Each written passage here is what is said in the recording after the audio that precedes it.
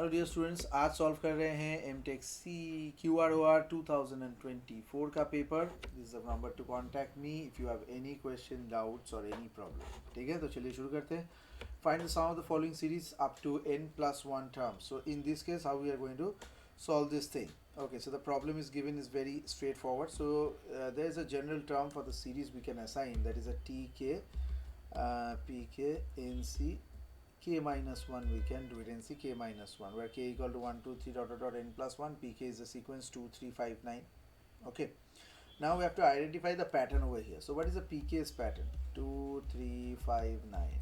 So this is nothing but 2 to the power k minus 1. Okay, so now, okay, so this is the scene. So you can see that p1 equal to 2 to the power 2 minus 1, then 1 minus 1 0, then 2 minus 1 3. This is coming. So now the general term comes in. General term is 2 to the power summation of tk is summation of 2 to the power k minus 1 in c k minus 1. Okay, k equal to 1 to k plus inverse 1.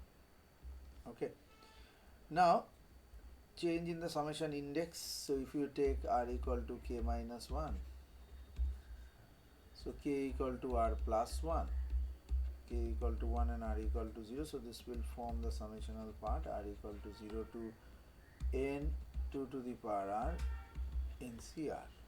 Okay, so now apply into the normal binomial theorem structure. Summation of x to the power r in cr is 1 plus x whole to the power n format.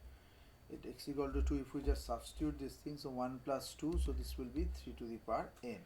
So s equal to 3 to the power n. So final answer is 3 to the power n.